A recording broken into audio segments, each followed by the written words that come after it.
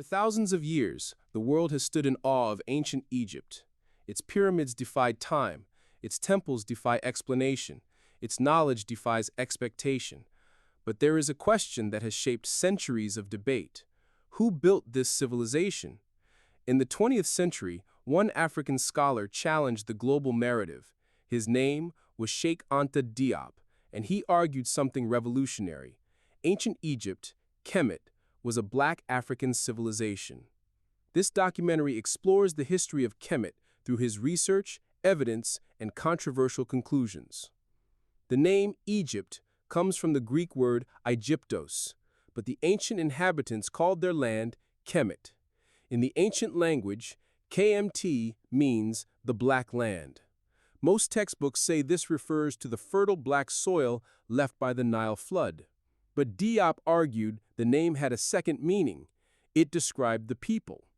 Ancient Egyptian art consistently depicts inhabitants with deep brown and black skin tones, tightly curled hair, and African facial features. To Diop, this was not coincidence. It was identity.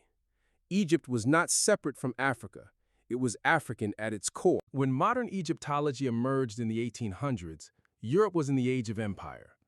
Colonial ideology claimed Africa had no history, no civilization, no advanced societies. But Egypt stood as a problem, a civilization too advanced to ignore, too African to fit the narrative. So scholars began separating Egypt from Africa. They proposed new identities: Mediterranean, Middle Eastern, Caucasian. Diop called this process the intellectual colonization of history. His life's work became correcting it. Who was Cheik Anta Diop? Born in Senegal in 1923, Cheik Anta Diop was a historian, scientist, physicist, and linguist. He studied in Paris during a time when African nations were fighting for independence. He realized political independence meant little without historical independence.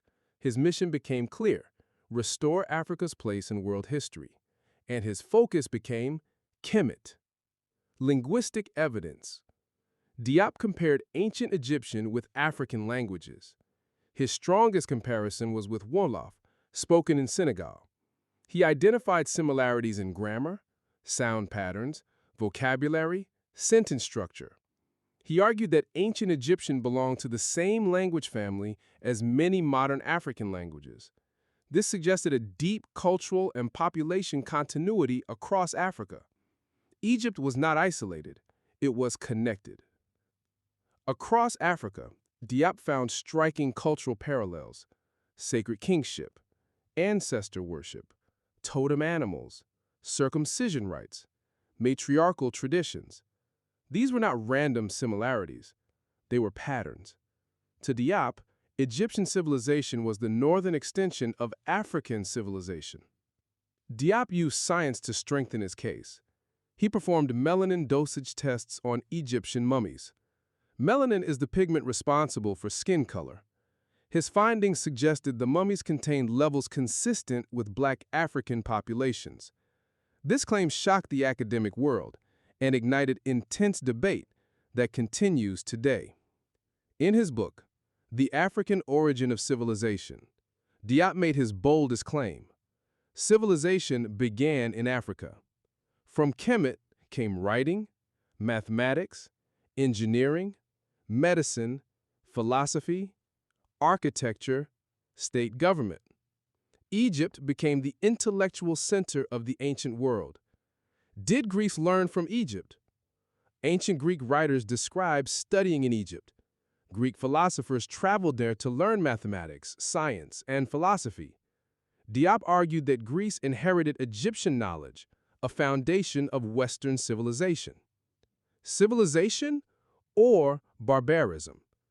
In Civilization or Barbarism, Diop proposed two historical cradles: Southern cradle, African, communal, spiritual; Northern cradle, Eurasian, expansionist, individualistic. He believed both shaped the modern world, but only one was fully credited. Legacy and impact. Today, Diop's work continues to spark debate. Some scholars agree, others disagree. But one fact is undeniable: He forced the world to reconsider Africa's place in history. Kemet is more than ancient ruins. It is a story, still being written. If you enjoyed this documentary, subscribe for more hidden history, because the past is never truly finished.